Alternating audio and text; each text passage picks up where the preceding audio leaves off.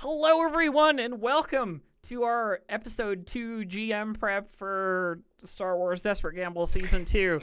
Of course, it's a little bit of a different GM prep because you can see I have a wonderful co-host with me this particular stream. Quinn, Hello, say hello. hi. Hello, everyone. How are you? I'm doing great, thanks, Quinn. Is Quinn appropriate? I think it is, right? If I call you Quinn. Yeah. So Quinn is going to be our wonderful new cast member for season 2 because we had Gabe, and Gabe had to leave. They were very busy, and so Quinn's going to be stepping in to fill the void. And I'm very excited. Quinn and I have been talking, and it so happens that they're a huge Star Wars nerd. Yes, so I love Star Wars. I did this with a bunch of the other cast members, but Quinn, if you were to say, like, what's your general sort of, like, Star Wars knowledge level? You know, like, what you watch the movies, do you read the books? Like, you know, like, where are you at? I would say, like, on a scale of 1 to 10, I'm about a 7. That 10 must be pretty strong. Like, your scale must be pretty high. Okay. No, I like it. Yes. I like it. But yeah, I love everything about the Star Wars universe, and I've been a Star Wars fan for so long. I really like a lot of the expanded universe stuff as well, but I've been trying to emotionally disconnect myself. If that makes any sense. Do you know what I mean? Because of the legacy stuff. Yes. No. Never disconnect yourself. I've likened a species in our current situation to the Yuuzhan Vong a little bit. So, you know, we got a little legacy of our own going on here. So yeah, I'm excited. I have like a lot of like books and stuff back there before the internet existed, that are just like dictionaries of all the species and people and everything within the Star Wars universe. Like, that's how hard I go. So I had a book that was like a guide to species or guide to races or something in Star Wars. I don't know what the term is that they used, but I remember carrying that around with me in like elementary school in my backpack everywhere, and just like whenever I had time, I would just like read it. I had like encyclopedic knowledge of this book. Yes.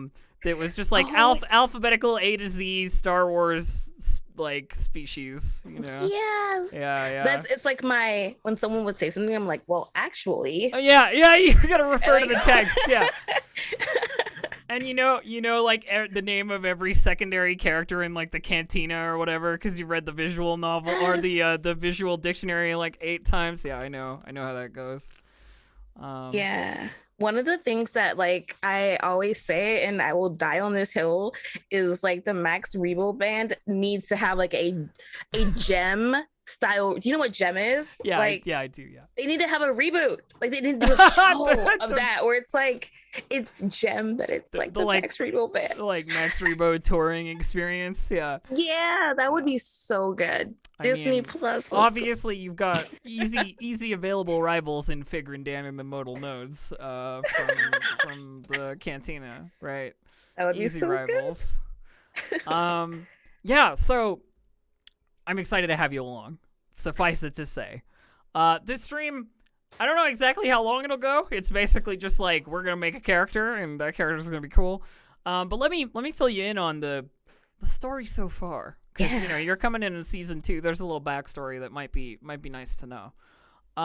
So our story so far has taken place on a planet called Vode that I and the chat basically invented in the previous GM streams. So I've been very delicate with the idea of messing with canon because I don't want to upset any Star Wars nerds who are like, that's not where Anchorhead is on Tatooine. Yeah. How dare you? You know, like, how dare you? So we've been playing with the vibe and making our own stuff, you know. So this planet Vode is a fungal jungle planet. So it's like mushrooms and like weird growth and like, you know, spooky kind of mushroom jungle atmosphere. And there's this stuff on it called the fog, and it's like a very thick gray fog that is being like harvested by a company there to make a like combat drug, like a stim, that they've been selling to the local area. Oh Um, wow. and so this company, Utico, the United Timber Company, Utico, also cuts down the fungal wood trees, thus the timber thing. But that's their legitimate front. They've sort of like staged themselves as like this organization trying to take over in the power vacuum since the Empire has like had to back off from the area, because we're in like post Death Star 2 timeline. So we're in like Mandalorian timeline. Like the Empire is the Imperial Remnant. They're not the First Order yet, but and we're dealing with like the New Republic being a new thing, and the Empire sort of like reeling from their losses, and all the stuff that happens in the like Outer Rim criminal vacuum, you know, when power shifts dramatically.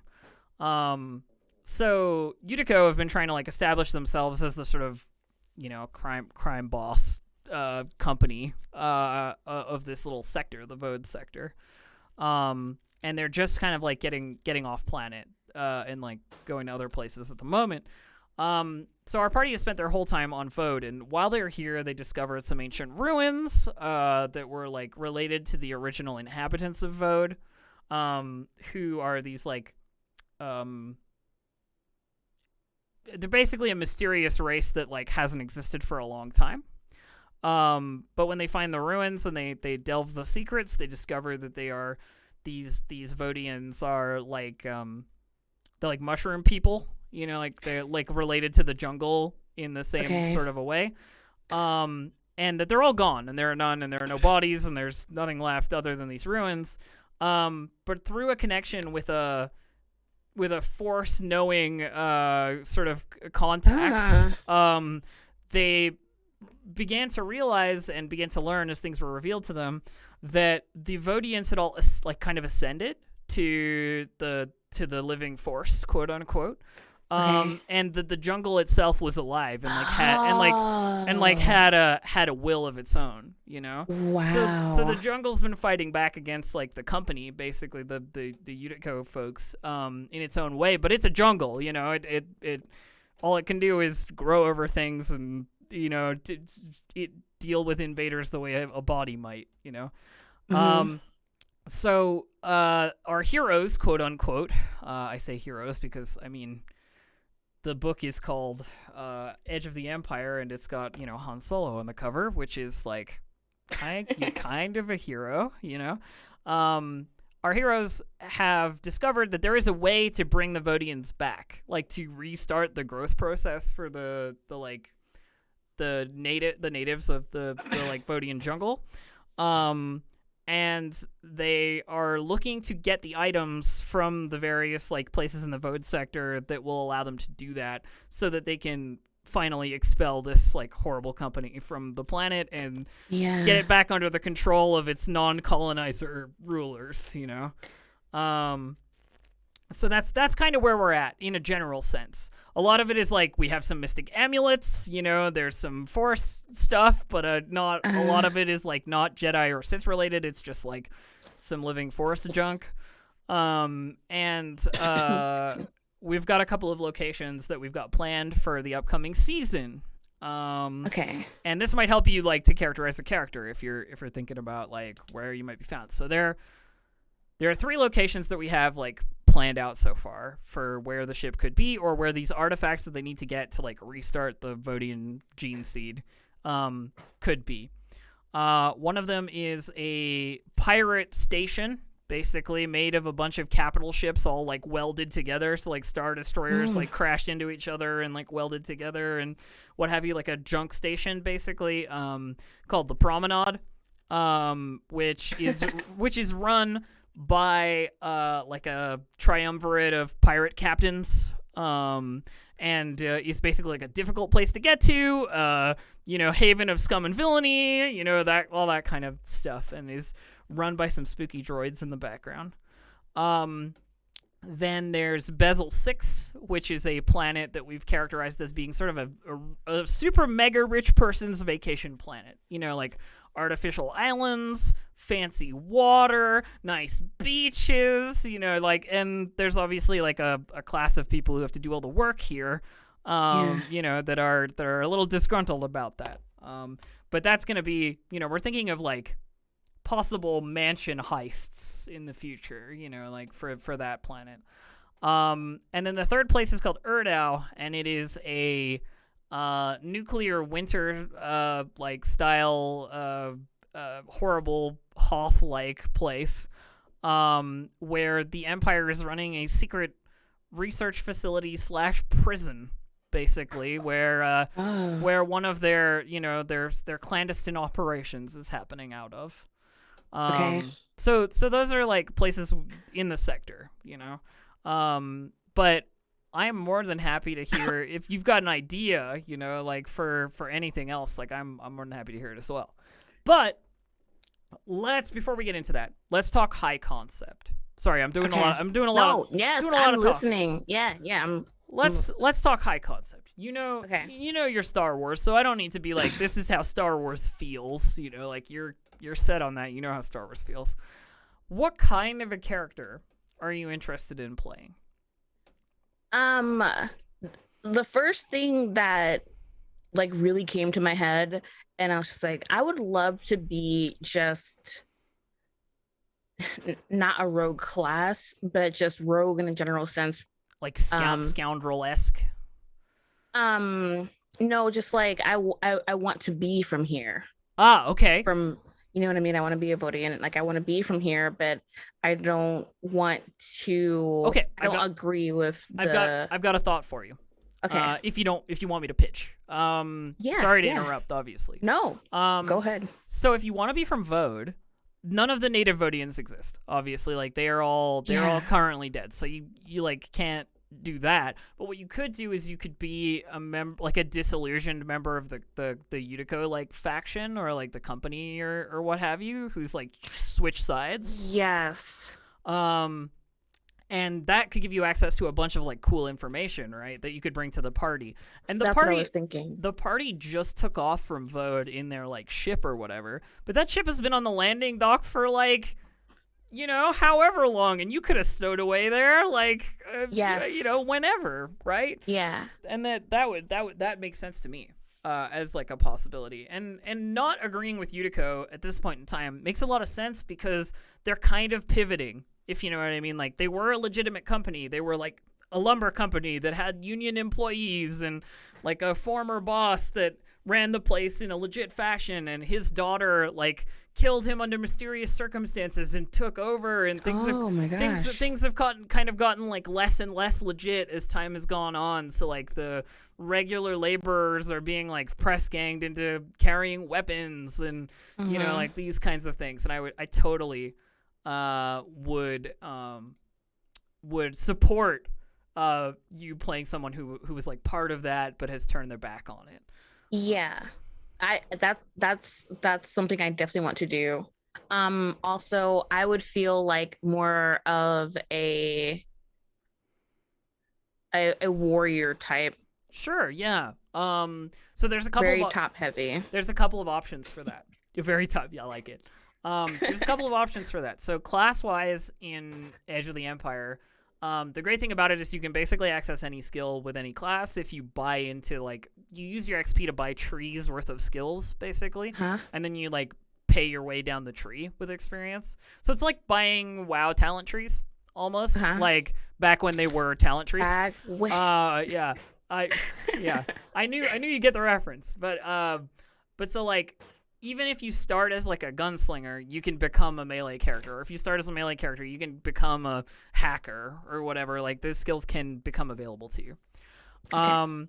So my thoughts, if you're thinking fighter character, my immediate thoughts are either you're doing bounty hunter stuff. So you're either like, and bounty hunter is just the name of the class. You know what I mean? Like you don't have to be a bounty hunter, which is like guns and tech and that kind of stuff.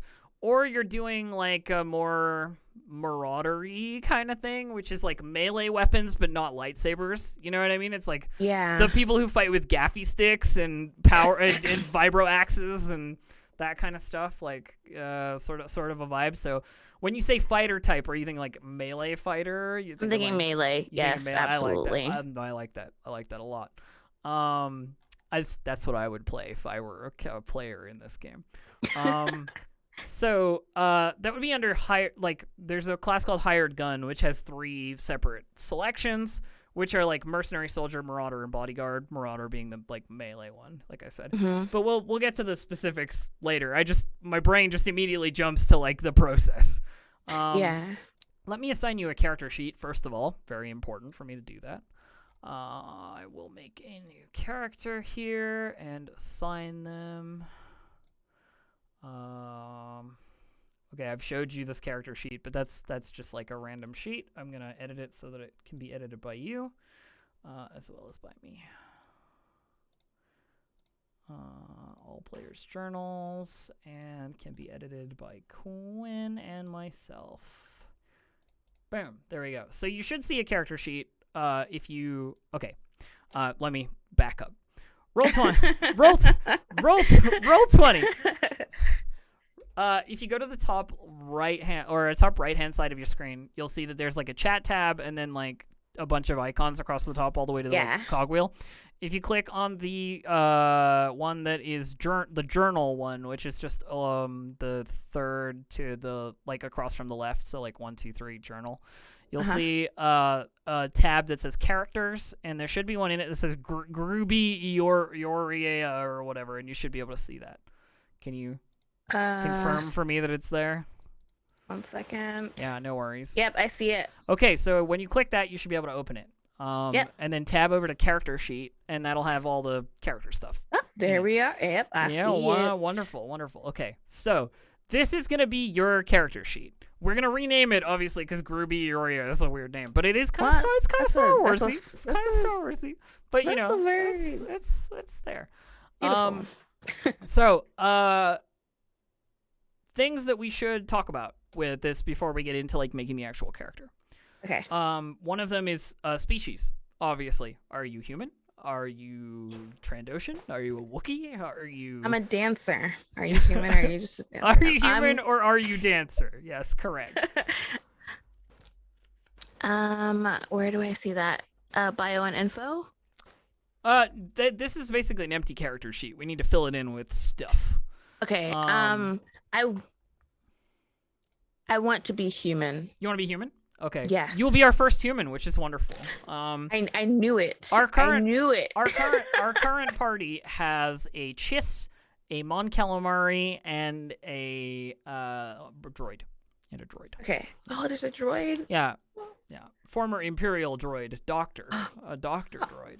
Wow. But okay, so human. So you should see that if you have character info selected on your character sheet, so you like go down and it's like it says Destiny pool, and then there's like a bunch of tabs like character info, skills, combat, item inventory, critical injury. Oh yeah, you're moving it. Oh my gosh, that's so cool. So character info. oh, you're watching me do it. Okay, that works too. So character info is where you're gonna input this stuff. Like so, species you want human, so we find human in the drop down, and we go bam, human. There we go. You've got that assigned. Now Perfect. Humans get a certain amount of XP. I have to check exactly how much, because I did this a slightly different way. Oh, yeah, you're right. I'm on the wrong overlay chat. I was too excited. I'm sorry. There we go. No one can see anything? No, now they can't. They could just see our faces before. I was too excited. I was talking a lot. We love nerd faces around here. So anyway, also this art you see, on the screen is the Vode like Force Ruins thing that I was talking about. I love how there's like drippage coming from the mushrooms. Right? It's awesome. It feels alive. So the first thing that we need to do with characters, I'm going to go through this step by step because otherwise I'm going to be all over the place. Okay. Is determine character concept and background. So your concept is you want to play a melee fighter human is like what we've got so far. Background wise, your background is like Utica related. There's a whole thing about like there are some particular backgrounds like the down and out, middle class struggles, the high and mighty, the outsider, like here in the book. But they're reference for if you don't have an idea what your backstory is kind of going to be. You know what I mean? Okay. So you have a backstory. You're a Utico, you're a loyal Utico person defecting from the company. If I'm reading it correctly. Feel free to correct me. Obviously, this is your character. Yeah. Like, Something I was thinking about was like being someone who worked for Utico, but has been essentially like working against them, or just on their own and rogue and like left for years.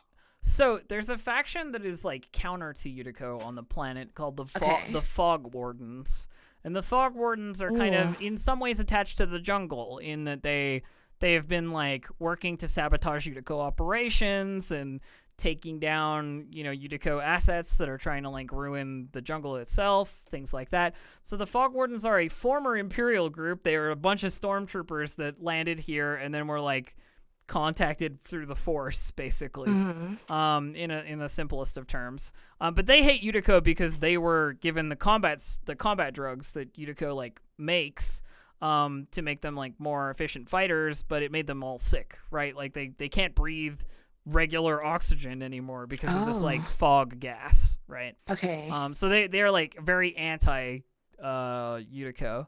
There's also a bunch of individual like factions on the planet, the like fog shiners and these like random people who are like doing things on their own. They don't really have like a lot of official support, but Utico doesn't like people horning in on their territory. Yeah, of course. So, like, if you were working for Utico and then you spent some time, like, working on your own with, like, a little group or something, and maybe they were, like, wiped out or your friends would, like, taken to the Utico, like, jails or what have you. Ooh, I like that. Like being apart and then, like, trying to, like, rebel and then being thrown in jail and whatnot.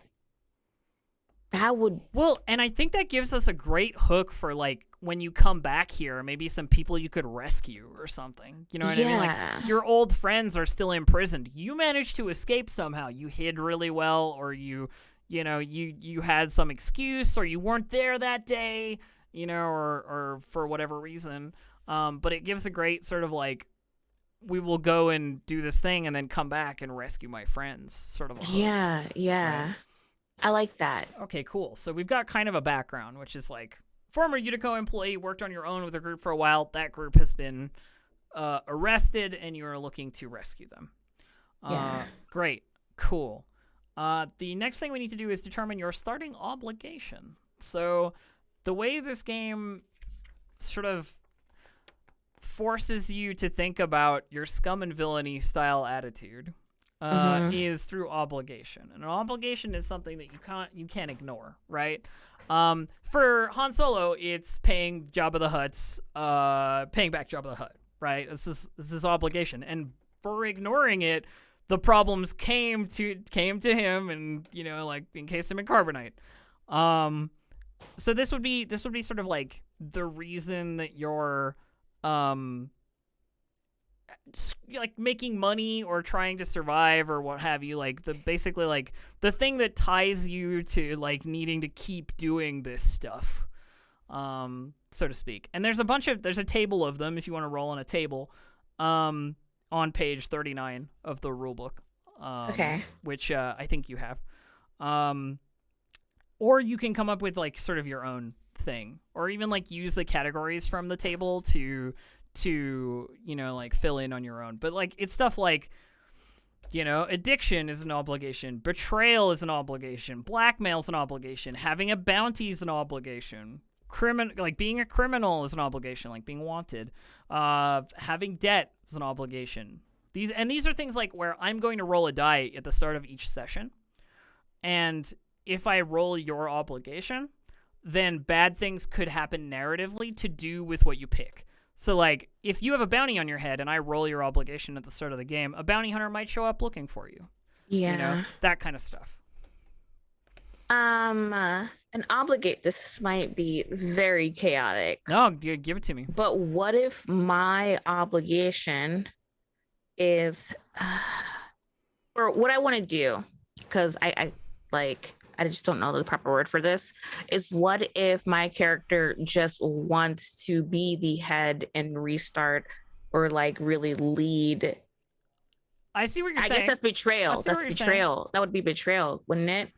So it's like I haven't found the right avenues to Like, do you feel betrayed by Yutiko and you want to like take that into take your it own over? hand? Yeah. But I still want to to like continue what you started. Like, Oh, I see what you're saying. You want to do, it's like, I want to take it over and become the villain that I've always meant to be. yes. Yeah, no, I'm into that. Yeah, for sure. Uh, Yeah, if you want to take betrayal as your obligation, we can have some people in Yutiko who like know you and want a piece of that action, you know. that would be good. I like that. I like that. It's really great. So I'll fill you in on some like characters you'd know about once we get to like the finishing touches, you know what I mean? And we can situate you in the world a little.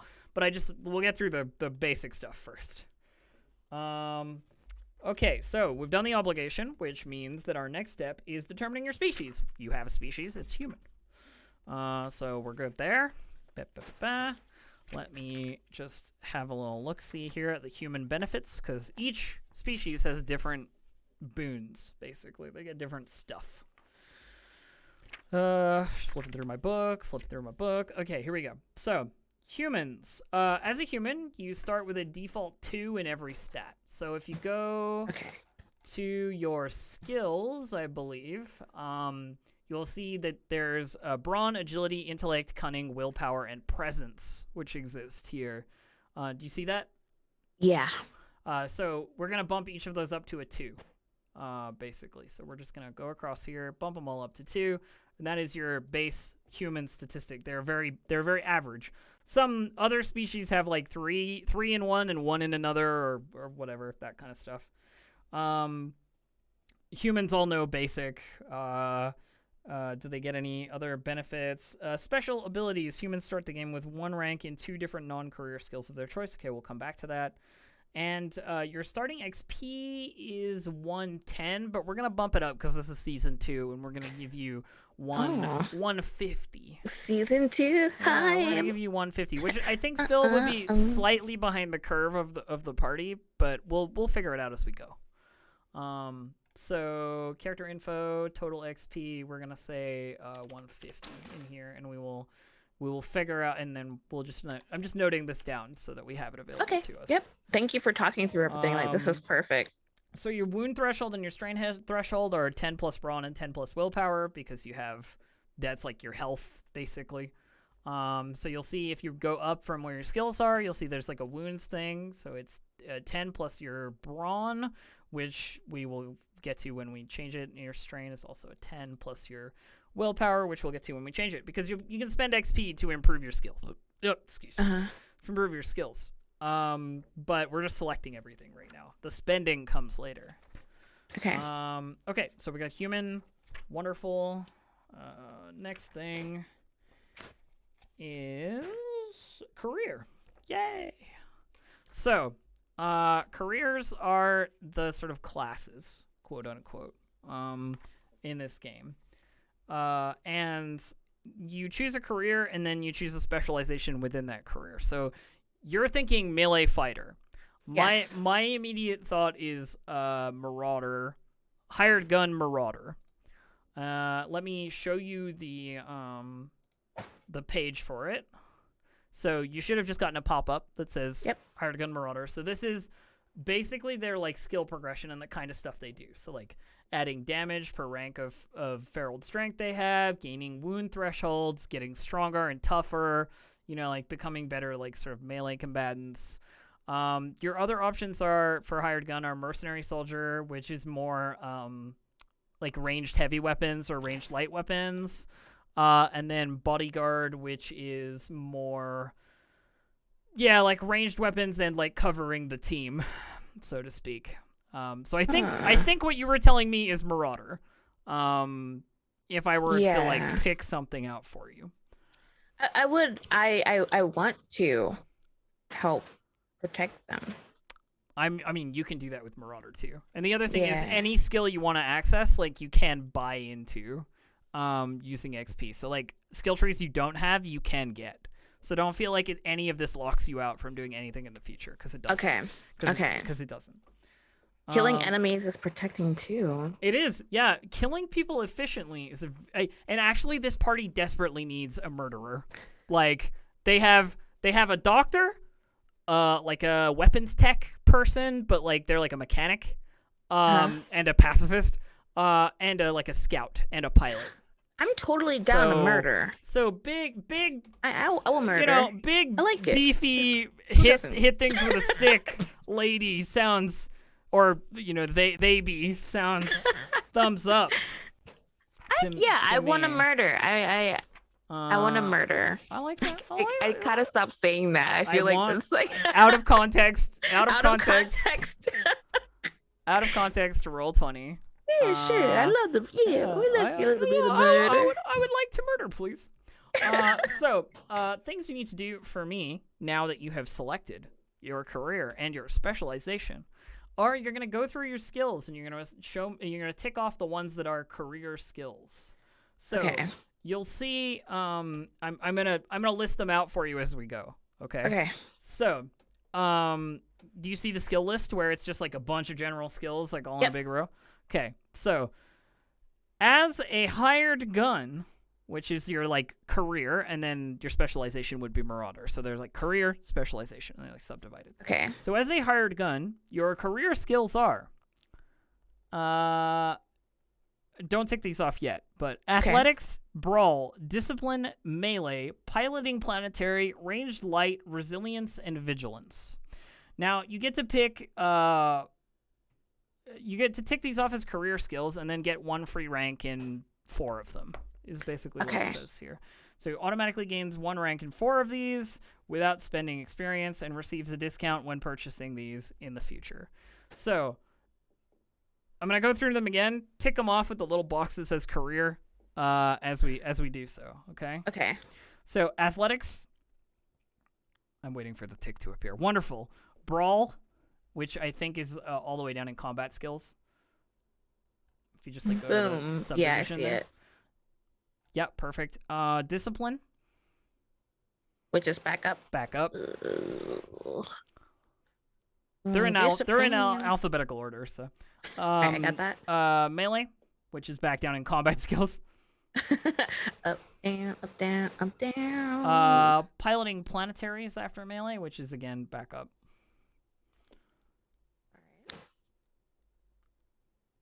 Got it. Ranged light, which is in combat skills. That's your pistols and carbines and so forth.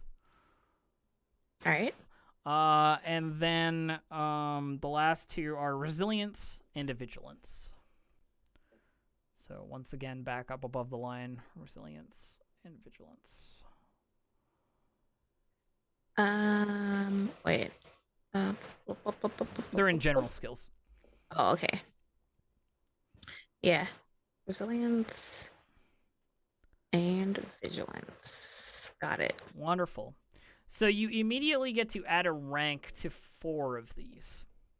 So there's athletics, discipline, piloting planetary, resilience, vigilance, brawl, melee, and ranged. So my direct advice for you would be getting brawl and melee having at least 1 each. Because brawl is like unarmed fighting and melee is fighting with a melee weapon. Yeah, right? It's like, how am I going to kill people if I don't... So you'll see that there's like a rank little scroll button next to all those like career selections. So like the tick off, and then there's a little... So just add 1 to each of them that you want to get. So you can get 4 of these, basically. All right, perfect. Melee. Yeah. At range. Can you see it? Can you see what I'm doing? Yeah, I can see it. Yeah. So wow. I see that you've added 1 to brawl and 1 to melee. You're adding 1 to range too. Okay, so you get some pistol skill as well. Yeah, I gotta go pew pew. No, that's good. That's good. I would recommend your last one being your general skills somewhere. So athletics might be a good call for you because you're like a tough, strong person and lifting and pushing things and running distances. Athletics might be good. Yeah. Discipline also, is a good thing. What about resilience? Like, how is that played out? Yeah, I see. This is a good question. Let me take a little look see at what it says in the book for you. So that I can give you a direct answer. Because, like I said, this is the first time I've kind of run this game as well. So there are some references that I don't entirely know the answer to the question to. So let's take a look. You said resilience? Yeah. Okay, that was on page 116. This has an index and not a table of contents, which is very weird. Resilience. So the galaxy doesn't stop moving just because a character needs a break. To achieve their objectives, characters must often have to persevere to overcome the most challenging obstacles.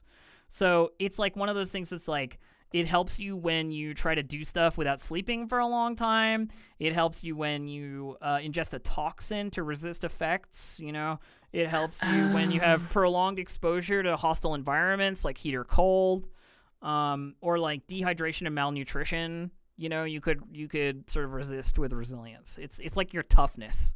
Okay. Yeah.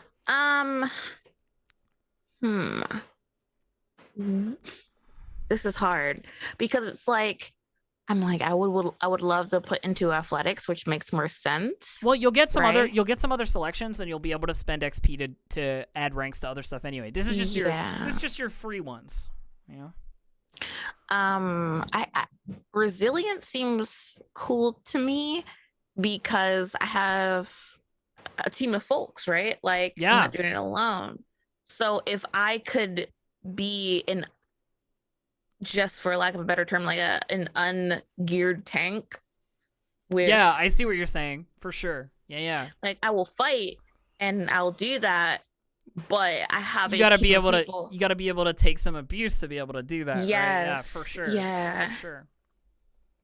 Okay, so you go for resilience? I like that. I like that as a choice. Yeah, I'm gonna go for resilience. So, and next, as a Marauder, you also get some additional career skills. Some of them will overlap. So, like, these are just ticking the career box. Okay. There's coercion, which is in your general skills. It's like intimidation. Yeah. Basically. Which is in your general skills, so you can tick that off as a career skill. All right. Boom. Got it. Nice. Melee again, but we already have melee, so that's fine. Resilience, which we already have, so that's fine. And survival.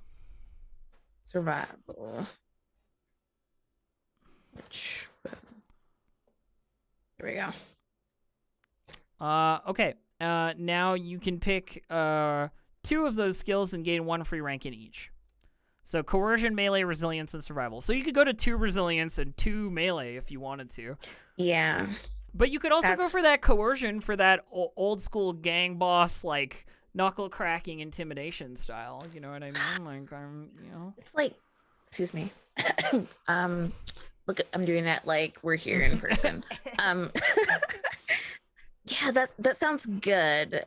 And that would give me, like, coercion would give me, like, the ability to, like, just kind of, like, not even just enemies, right? But, like, the people around. If there's a shopkeeper you need something from at a discount, coercion can work, I would definitely take the second rank in melee because that's, like, your focus, right? You want to be as good as you can at meleeing stuff. Yeah, I need to. So just press 2. Or, like, go to 2. Yeah, just go to 2 on that and go to 1 on coercion if that's what you want to go for. That's what I want to do. Okay.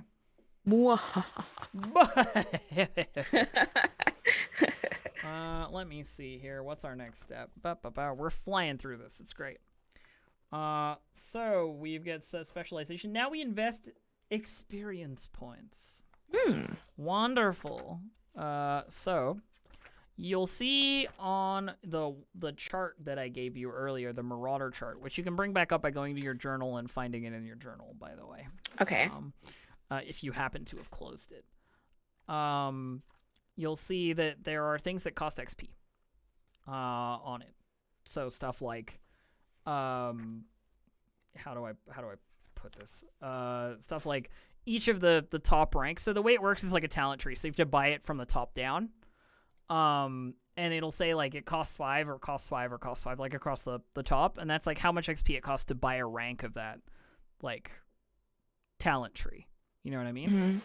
Mm-hmm. The other things you can spend experience on are characteristics, so like brawn, cunning, brawn, cunning, intellect, willpower, agility, these kinds of things, and skill training, which is like getting more ranks of skills, right? So you have 150 XP to spend. My advice to anybody starting out in this game is to spend as much of that on stats as you can, like the brawn and agility and like the base stats. Because the way that those work is like you can't really get more of them until you get to the bottom of some talent trees. So like at the bottom of each of the talent trees, there's one that's just like gain +1 to a single characteristic. But that's the only other way you're going to be able to improve them other than in character creation. So like getting your stat line in a place where you want it is sort of like the starting thing that I would recommend. Okay. So let me explain. So to improve characteristics, you're playing with that 150 as your cash now, basically, and I'm going to tell you how to spend it. During character creation, raising a characteristic to the next highest rating costs 10 times the value it's being raised to. So like if you're raising it from 2 to 3, it's 30. If you're raising it from 3 to 4, it's 40. You know what I mean? And you kind of like do it that way. Okay. That's a lot of math. Well, let me help you out, okay?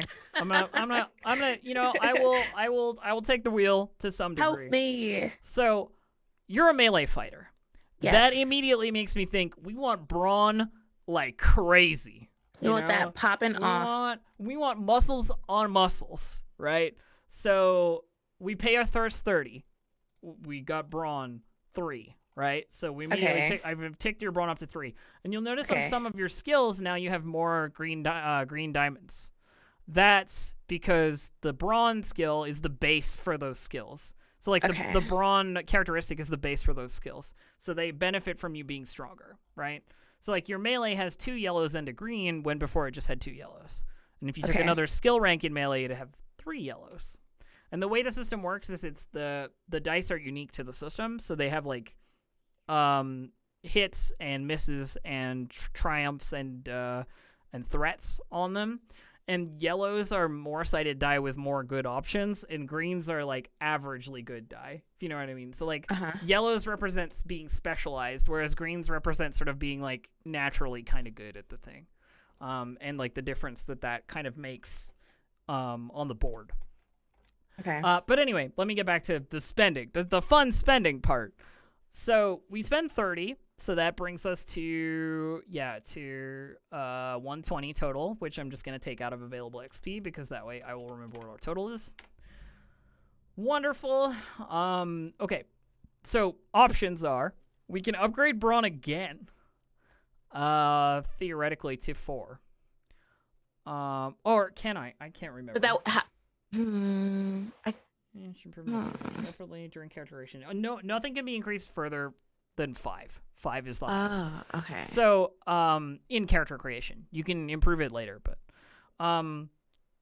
so going from 3 to 4 on brawn would cost you 40 of your remaining XP, but it'll make you better at all the stuff that brawn does. You know what I mean? Yeah. Like, kind of across the board. I think it's worth it if you're really dumping into that like melee vibe, because having successes in melee is important, because you're usually in a vulnerable position. Yeah. So I think it's probably a good choice, but it's your character, so if you've got other thoughts, by all means.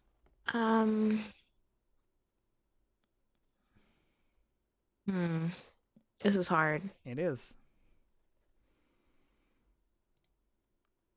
Yeah, I'm gonna do it. I think it's worth it. I think I should just do that. Okay. So we will bump that up to 4, thus going back down in XP to 80. All the way down. There we go. Okay. That leaves us with 80 points. We could either improve some other statistics if you want to improve like agility or presence or what have you, and these are all based in the skills as well. So like the leadership skill is presence, but like coercion, for example, is a willpower skill. So like having more willpower will make your coercion better. Like piloting stuff is a very like agility focused thing. Being streetwise or like cunning, like skullduggery stuff is a cunning skill. Shooting is an agility skill, so if you want to be, better at blasters, then agility is worth having. There's a bunch of knowledge skills for intellect, but I don't think that's our bag with this particular character. Yeah. Can you speak to me more about presence? Yeah, of course. So presence is, I want to give you the exact wording from the book because I could tell you, but it's better if I let the text give you the exact option. Presence is like your social skills, basically. But let me give you the rundown.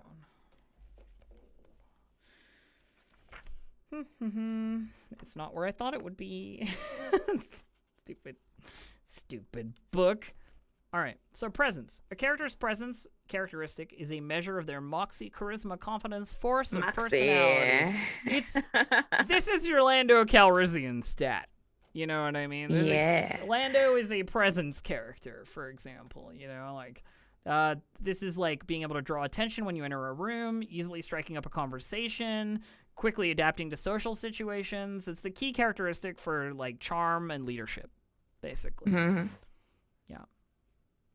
I like that they use the word moxie. That's so dope. It's a good word. If there's any other stat you want to know about, I have the stat page open. Or sorry, not stat, characteristic that you want to know about.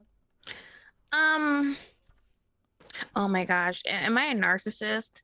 I kind of want this. I want to invest in some presents. Okay, yeah, no, it's good. If you're now is the time. You know what I mean? I want people to be like, okay. Okay, so we'll spend 30 more XP and bring your presence up to 3. Now, what I'd recommend we do now is we look at your skills and your talents. So your talents being the things from the tree, right? Okay. There's no place on the character sheet to put those other than just like a notes section because the way the character sheet is programmed, it doesn't fit the talents in it. So you just have to like remember which ones you've bought and note them down somewhere. You know what I mean? Yes. So that's on you. I can't help you with that. But let's talk about skills because maybe you want to buy some skills. Okay. So each skill has 5 ranks of training available. So you can maximum get to 5 on a skill rank. A character may already have acquired several ranks from starting. You've got a couple of free ones. The cost for training a skill falls into 2 categories. One is career skills and the other is non-career skills. So you can train in skills that your career is not like, that don't have the career tick box, but they cost you a little bit more. So training a skill to the next highest rank costs 5 times the rank it's being raised to. So if you're training a skill from 0 to 1, it costs you 5. If you're training a skill from 1 to 2, it costs you 10, so on and so forth, the multiples of 5, right? Mm-hmm. But if you're training a non-career skill, it costs you 5 extra. So, you're not naturally a person who could learn computers particularly well, the skill. But if you wanted to learn computers, you could. You just have to spend slightly more XP. And you can't have ranks above 2 at character creation. But I'm gonna let that go for melee because the others have a specialist skill already because they've been playing for a bunch of sessions and have some XP. So I'm unhinging that particular limitation for your specialist skills. All right. So you've got 50 points to still play with. Your talents aren't going to cost you more than like 5 apiece at the beginning, and you're going to buy your way down that tree pretty quickly. And each of these is only 5 per rank, right? Okay. So, like, you could get 10 level 1 skill ranks. You know what I mean, with the amount of XP you currently have. So, don't worry too much. Okay. Were I you, You know, once again, I offer advice. I would get some athletics because it is a skill that I think will be beneficial to you. Yeah, I would. like I would also. gym. I would also think about some survival or vigilance. I would also think about maybe another brawl, and definitely adding to that melee for the like 3 yellows if you want to be like really good. Yeah. The first thing I was thinking about was athletics, as you said. Yeah. All right. So do you want to do maybe one rank or 2 ranks of athletics? What's your vibe? 2. 2. Okay. So 2 ranks of athletics will cost you 5 and then 10, so 15 total. Okay. So we bump that up to 2 ranks. We take 15 off, so you got 35 left. And then I want to put 1 into con or survival. Sorry. Oh, into survival? Okay. Yes. Boom. All right. Cool. Wonderful. That's 30 left. It's gonna and cost you. It's gonna cost you 15 to get melee 3, if that's what you want to do. Yeah, you don't have to. That's but- very important. Okay. I'm gonna give you slightly more XP because I'm the GM and I can do what I want. And I've seen the other players' character sheets and they're a little ahead of us right now. So we're gonna play with this. So we have 15 at the moment from what I gave you, but if I give you another 30, I think we're good. So we'll 45 total left. Okay. I think that brings you on par. So, I wonder if anybody's been tracking their total XP on their sheet. If anybody has, it's definitely Dave. So let's just check to see if they have. And if they have, then I will know. No, they haven't. Wonderful. Okay. So, so we have 45 total XP left to spend. Definitely we should think about your talents, but I think maybe like 1 or 2 more skills is also like really worth it. And this may be out of left field, but I was thinking maybe stealth. Just in case. Oh, yeah. It's not a career skill, but it could come in handy, you know? So it'll cost you 10 and then 15 to get 2 ranks, but you could get 1 rank for 10. It's not too bad. I was thinking about coordination. Coordination? Can you tell me about that a little bit? Of course, more? I may tell you about coordination. Let me just look at my index here and make sure I give you the exact wording. Because, like, I can tell you basically what it is, but it's so much nicer when you read it in the book. Coordination. Where are you? Coordination. 109. No need to sneak if there's an ocean of blood. I mean, like, it's true. Like, if you murder the hell out of everyone, you don't really need to sneak around them. That's for sure. I can just swim in it. I was just thinking, getting the drop on people is always a good idea. You don't want to be like Han Solo charging into a hangar full of stormtroopers. Coordination. So, when a character needs to go somewhere without being seen, it often requires balancing upon stuff, unstable surfaces, that kind of thing. So, like, many performers, mercenaries, and thieves become known for their natural flexibility and grace. For some, their lives may frequently depend upon this expertise or skill.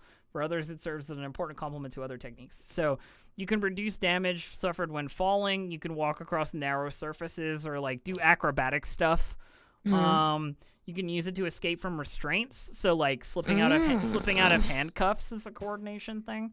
Crawling through twists and turns of a sewage pipe or ventilation duct, is a coordination thing to try not to get stuck.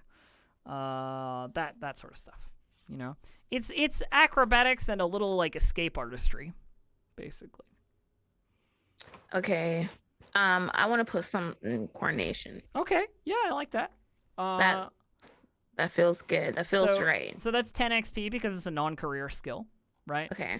So that brings us down to 35 total. And maybe we start looking at your talents. Yes. So if we open up the Marauder Tree once again, which you can find in your journal, you'll see that there are a variety of things available to you. The Marauder Tree across the top has Toughened, Frenzy Attack, Feral Strength, and Lethal Blows.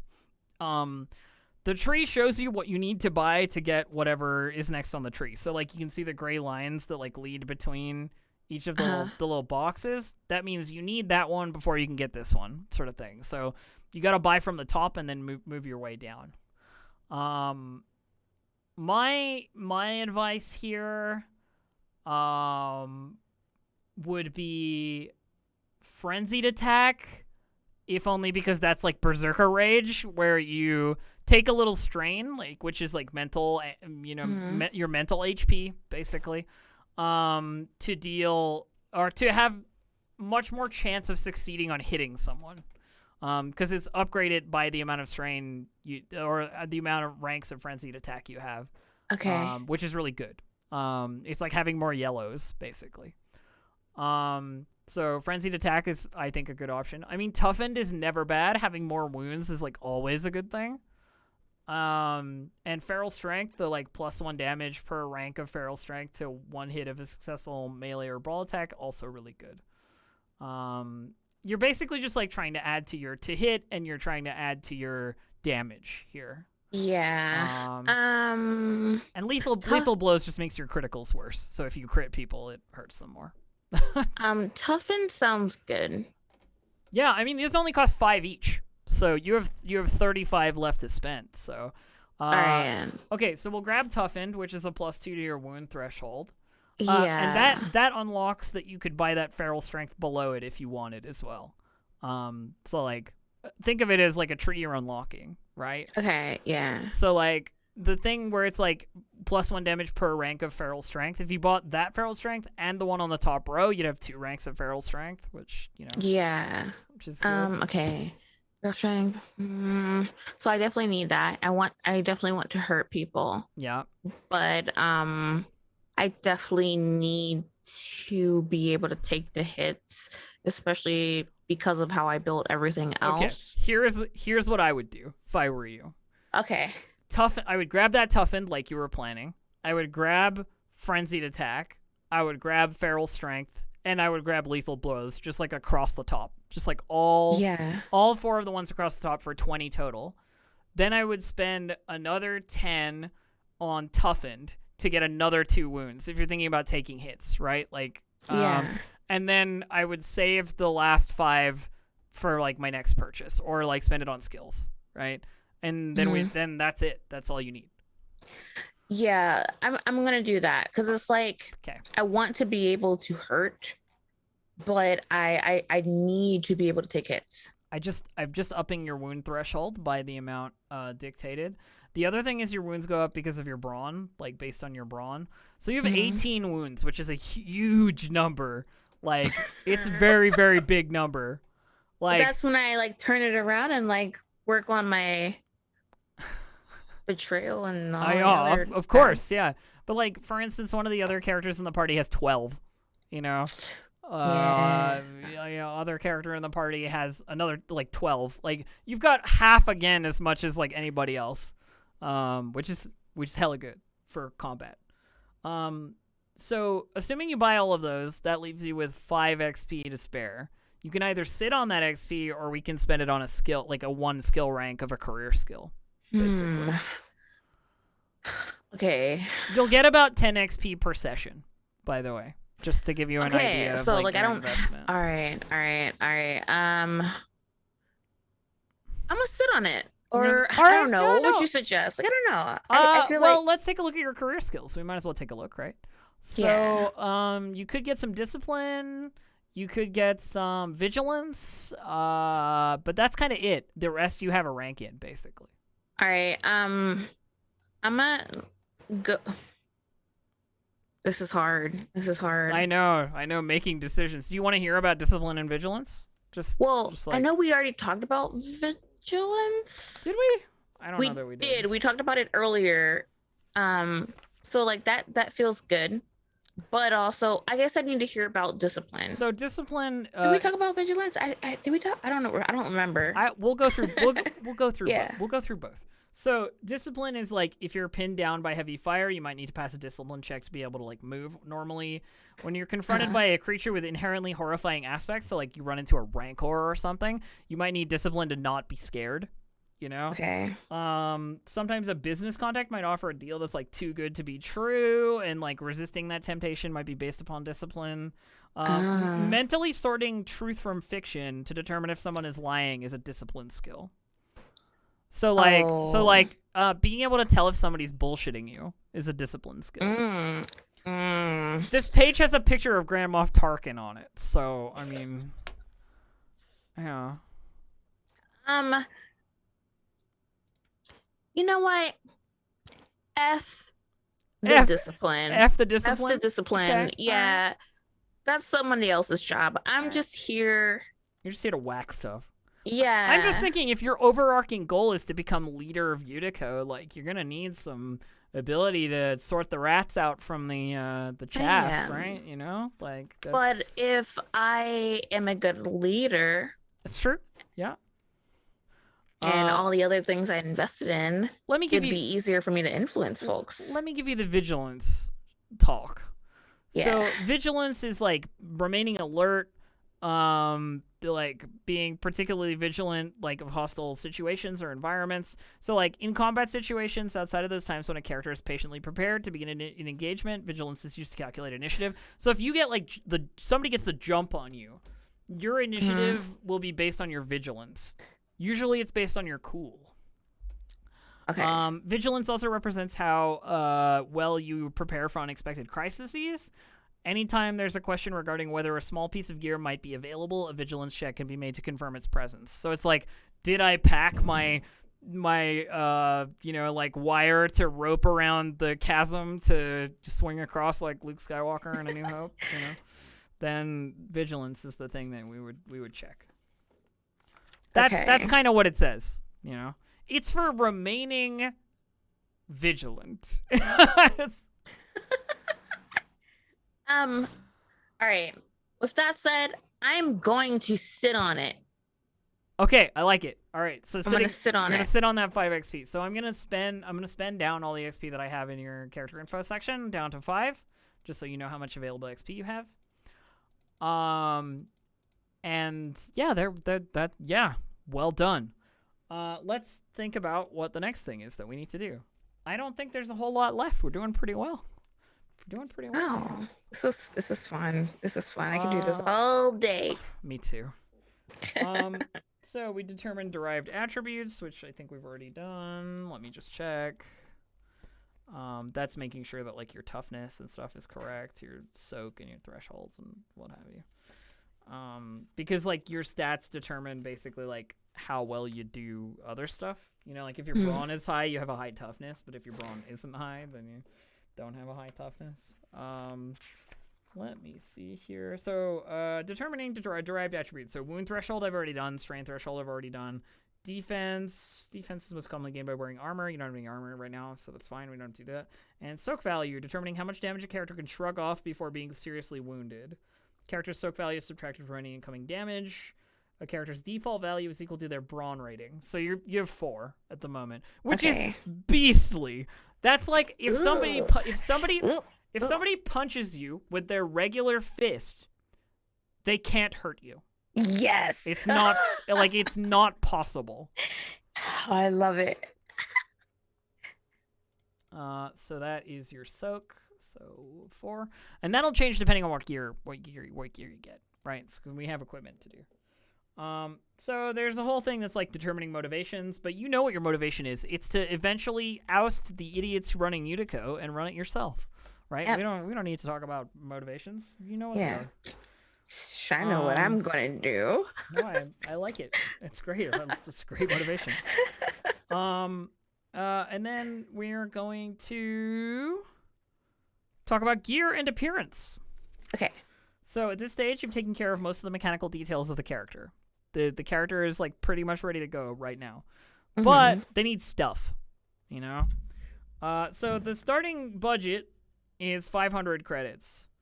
Although it can be increased by undertaking additional obligation, but we're not going to worry about that. I'm going to give you 1,500 credits to play. Okay. And you can purchase stuff from the list of gear in chapter 5 of the book. Let me see if I can get that for us.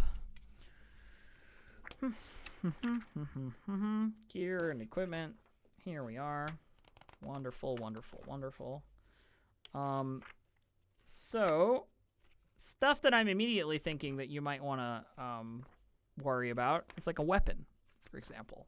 In fact, I think that's probably the most important thing to you. So melee weapon-wise, we have some options. We've got combat knife, gaffy stick, force pike, lightsaber, truncheon, vibro axe, vibro knife, vibro sword. Also brass knuckles or shock gloves if you want to go for the like brawn route. But you've invested in melee, so melee is probably better. Lightsabers are off the table because they're too rare, right? You're not gonna. This is post Empire. You don't have a lightsaber. Yeah, it's not happening. Heck a lightsaber. And I think the only other thing that would be really difficult to get would be a good vibro axe. But it's only 5 rarity, so it's still on the table. Same with vibro swords. It's fine. Mm-hmm. So is there like a vibe you're going for here? Like, you know? One of the things that like really stuck out to me was the brass knuckles. So the brass knuckles are cool, but they're a brawn weapon, not a melee weapon. So we might want to change some of your skills around if you want to focus on like if you want to focus on the brass knuckles rather than like rather than like a sword. We just change some skills around and we can make that work. But yeah, like I don't know. I just thought they would look cool on my hands. Well, I mean, you can get some. I don't need to use them. I can just get some. You can get some brass knuckles, cosmetic brass knuckles. Well, also brass knuckles are only 25 credits. So you have 1,500 to spend. Just buy some brass knuckles. 25 credits. There you go. You got some brass knuckles. So, if you need it would look so cute, and then it would make people. It would make people think that I'm like I don't know. How they perceive me. Tough and badass. Yeah. Yeah. I'm gonna check the melee weapons in Force and Destiny as well, which is the other book that we're using as a reference. Yes. Because there might be some like alternate options that spark some ideas for you. Because I know there's stuff like a Cortosis shield in here. Electro staff would be huge. Like that's definitely. Electro staffs are sick. We're gonna put that on. Let me see what we got. Like my. I don't know if this is a thing like that. If I had like cosmetic knuckles, like brass knuckles, yeah. Just I don't know. That'd be cute. You can take them. Yeah, that'd be cute. As part of your deal, for sure. And they just said like super cool. So some other just kidding. No. Some other options for you. Electro staff is on here if that's what you're vibing for. The problem is it costs 4,500 credits, so you don't. Oh my gosh! You don't really have enough to get one yet, but you could aspire to one. You know. Yeah, we'll get there one day. We've got Emperor's Bodyguard style force pikes. If you're interested in one of those, like yes, there's long kind of deals. I'm down with a pike. There's also basic truncheons and ancient swords, like actual just swords. You know, there's a bunch of Cortosis stuff. If you want a Cortosis sword, it'll cost you most of your credits, but you'll be able to deflect lightsabers with it. So that's. Mm-hmm. I actually think the party has a Cortosis sword at the moment, but you know, like I like the pike. I like the pike. All right, force pike. Yeah. So, let's add a force pike to your inventory. It's gonna cost you most of your. Oh, actually, it's gonna cost you 500 credits. It's not bad. So we'll go to item and we'll get a combat. Okay, and we're gonna add so there's a combat tab if you see on the character sheet. Okay. And we're gonna add a weapon to your combat tab here. So we're going to add its damage. So a force pike is +3. Critical is 2. Ooh, that's a good critical. Lower critical is good. It's like the you can crit more with the lower critical thing. Okay. Let me see what else we got here. Range is engaged. Encumbrance 3.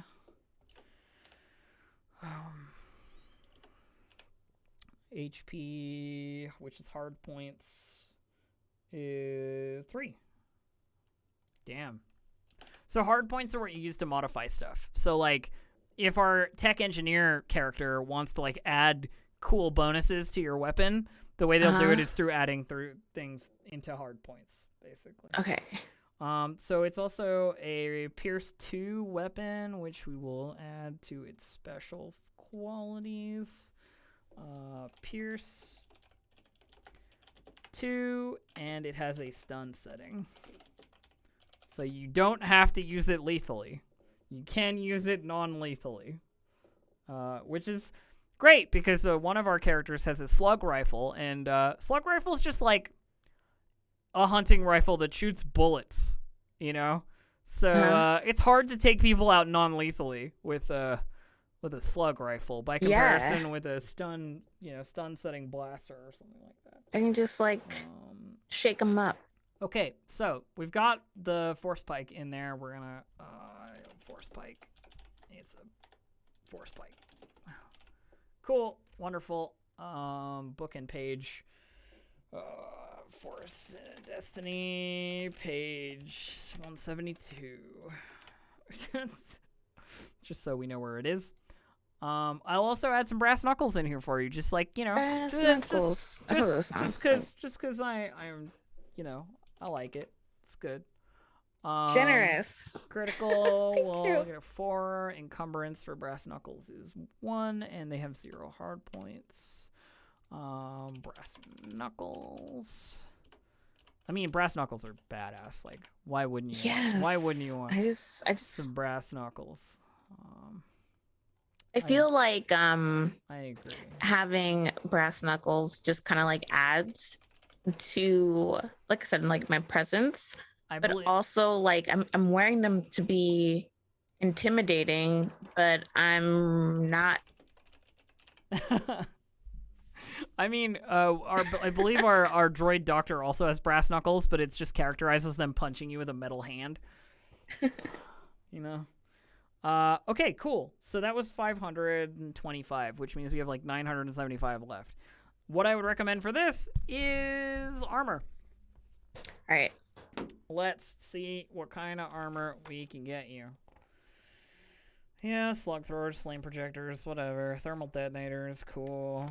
That's not what I'm looking for. Come on. Also, thermal detonators are impossible to get. Star Wars movies throw them around like candy, but in here they're as rare as a lightsaber, basically. Unauthorized equipment, weapon attachments. Come on, where's the armor? Where's my armor? Yeah, just groove with me for a second.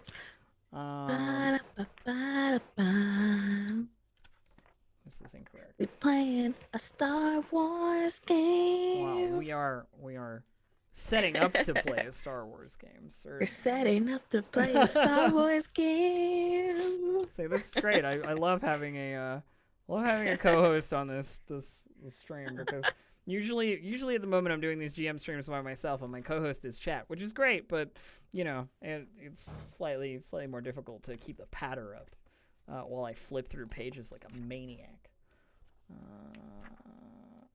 Okay, armor. Here we go. So, there's a diverse environment gear, armored clothing, and padded armor and heavy clothing, and those are like really the only ones you can afford. My advice here would be to go for the padded armor. It doesn't add defense, but it adds more soak. And having 6 soak means if someone shoots you with a like a blaster pistol and doesn't get a lot of successes, it's gonna do nothing.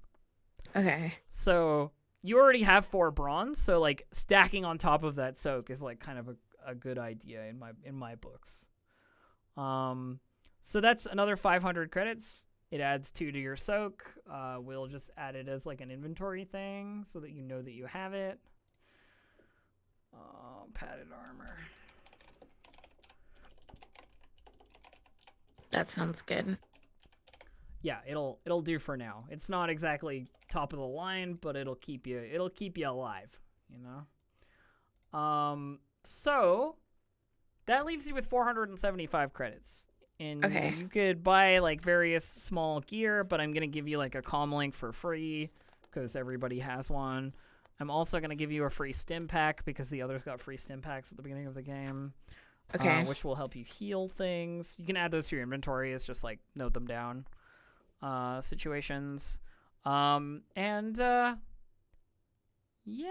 I mean, now we're into like characterizing the character sort of territory. Like gear-wise, you have some gear. Other gear you will pick up on the way. You know. Now we're into like, what do they look like? You know, what's their name? You know, like kind of stuff. So gear and appearances is, yeah, you get your starting gear, you do your thing. Then it says like physical description. So like, what kind of a person are we talking about here? Like, you know, what kind of pronouns do they have? Like, what do they look like? You know. Okay, just to pull outside of Star Wars, like how I'm seeing myself, I see myself as like a Littlefinger from like Game of Thrones. Yeah. Okay. Yeah. Yeah, like that's how I look. Okay, you're going for the Peter Baelish vibes, like the goatee and the facial hair and the hairstyle, and like Silver Fox, little bit of gray all in those there. vibes. Yeah. Okay. I want to be like a Silver Fox, like very Peter Baelish looking. Yeah, no, I'm into it.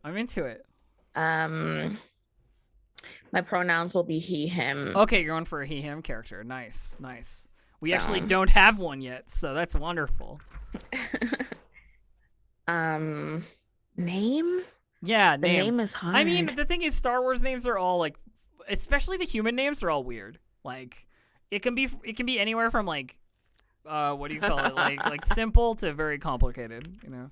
Yeah. You got your Bens, but you've also got your Obi-Wans. You know what I mean? It's like equally viable. My name is going to be... If you can't think of anything, here's what I do.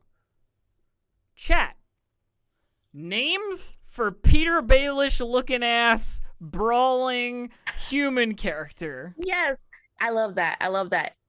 Y'all name the character. All right, I would support that. Okay, we've got one suggestion as still in credits Calivan or Groggo Plop. I mean, good suggestions would be preferred. Yes. I really like Groggo Plop. That's pretty funny. It's chaotic and funny. I mean, if you want to go with it, I'm not going to stop you, but I would wait. I would wait for a better suggestion, personally. Yeah. Anyone in chat, if y'all want to name my character, go ahead. We've got Grep Kurtzel. We've got Groggo Thumbflop. Siles Forver. Siles Forver is pretty good. Yeah, that's a good one.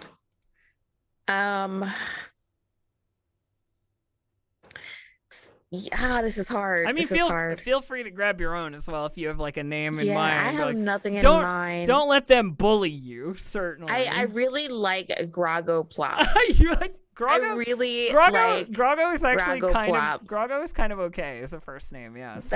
That sounds like the Peter Baelish of this universe that has been created. Groggo Plop.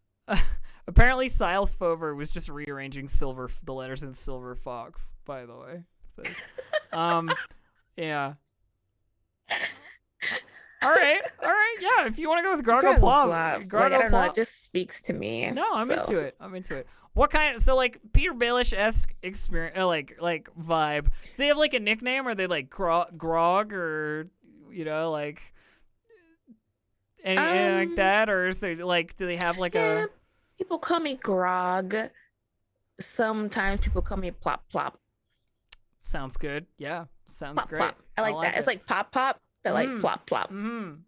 Yeah, no, I like it. Okay, Groggo Plop it is. What about like what are they like? Like, what's the tone? What's the manner? You know what I mean? They are very okay. So Groggo Plop is very tiny.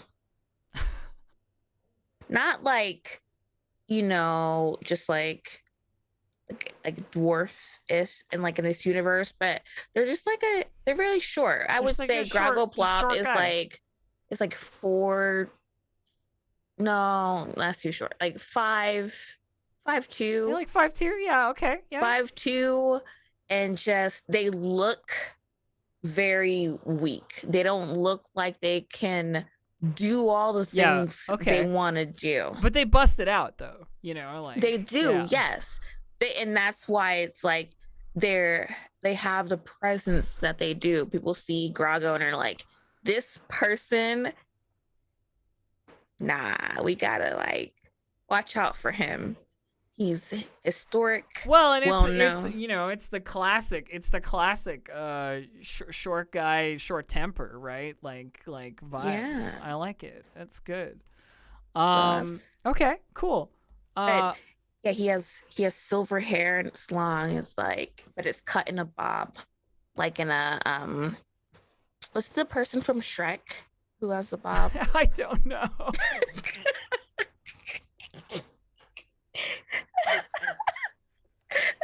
I'm sorry. I feel like you just. I feel like once we got to this part, you started trolling me, but I'm not entirely sure. I'm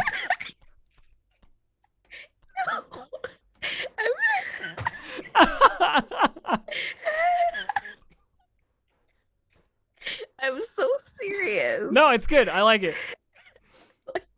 Farquaad is what The Farquaad bob.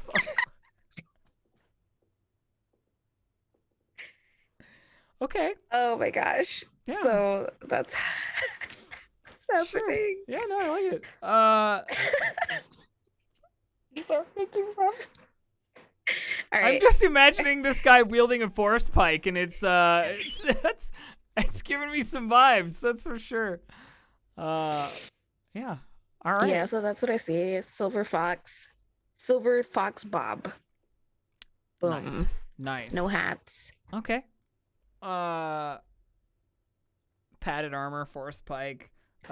So situation wise, you're like you've stowed away on this ship, and we're gonna have a scene where you like come out of it like on the 11th when we start. Yeah. You know what I mean? And we'll figure that out like when we get there. But I don't need to like pre-explain things too much. But that's it. That's all you needed to do to create a character. Yeah. We've done it. Grogo Plop exists. You're gonna have to be able to say his name without laughing. I can do that. It's just when other people say it, it makes me laugh. You're gonna have to be able to hear it without laughing. Grago Plop, that's me. See, that's perfect. Look how strong I am. But also, like, I have so much, like, I can. Oh, this is gonna be awesome. It's gonna be so awesome. All right, Grogo Plop. Added. Boom. Save the character sheet. Done and done. Okay. Nailed it. Oh my gosh, chaotic. In the chat said, someone photoshopped gray Farquaad hair on Peter Baelish. On Bruce Lee's body. Pretty much, yeah. Yeah, pretty much. So I think that's it for today. That's all we need to do. All right. So I'm looking forward to having you along on the 11th when we start back up again for Desperate Gamble. Announcement time. I'm gonna go through some random announcements before we peel out of here. Announcement time. Desperate Gamble content will be moving homes in the near future. In fact, in the near future, I mean this is the last Desperate Gamble content here on the Roll20 channel that will exist. We'll be moving over to my personal channel, twitch.tv/distractedelf, for season 2 and ongoing. Roll20 is still like thumbs up, supporting the show, hosting it, promoting it, paying us, you know what I mean? But we're gonna be in my house, you know, for season 2. So I hope you'll all, you know, come with us and check it out. That's just part of like some video content reorganizing that's going on. So yeah, we'll be in my place. Other than that, I don't think I have any big announcement stuff. So let's do the post stream shout outs. Quinn, where can we find you / what do you do? Like, give me the vibe. Yeah. So I'm on twitch.tv, CtrlAltQuin, Twitter, CtrlAltQuin, Instagram, CtrlAltQuin, Friendster, Tumblr, MySpace, Zanga, CtrlAltQuin, Anywhere you go, I am there. Just look up CtrlAltQuin. And I play lots of like MMOs and FPS games. I do lots of like open conversations, just play games with my chat. Pretty much just variety streamer on this platform. So I hope to see you soon. And also I advocate a lot for social justice. And happy Pride, everyone. Yeah. And thank you for being here. Everybody go give Quinn a follow and check out their streams when they're live doing their thing. I am Distracted Elf. You can find me at twitch.tv/DistractedElf or on Twitter at DistractedElf, where I currently am embroiled in doing a whole bunch of like tabletop miniature stuff. I've been playing a lot of painting a lot of Warhammer. So if you like pictures of miniatures, my stream has, or my Twitter feed has at least one a day at the moment. And then I'm doing sort of variety streaming stuff, like Quinn said earlier, just like whatever games catch my fancy. At the moment, I'm playing Wasteland 3. And on Tuesdays on my stream, we do a writing stream where we write some content for 5e. Right now, we're writing magic items for warlocks. So come on by on those mornings. My schedule is on my schedule page on Twitch, so if you just go to my Twitch channel and click schedule, it's all there. So next week for the GM stream, it'll be over on my channel. So if you're not following me and you want to, do that and make sure that you're up on it. And then we'll have the first session next week. So no stream tomorrow for Desperate Gamble. Still off for tomorrow. Last thing, Roll20. If you thought this was a fantastically easy way to put a character together, and with no trouble whatsoever using the virtual magnificence that is Roll20.net, then you too should sign up for a free account at twitch.tv/Roll20. Not twitch.tv, at Roll20.net, not twitch.tv, anything. My brain is not working properly.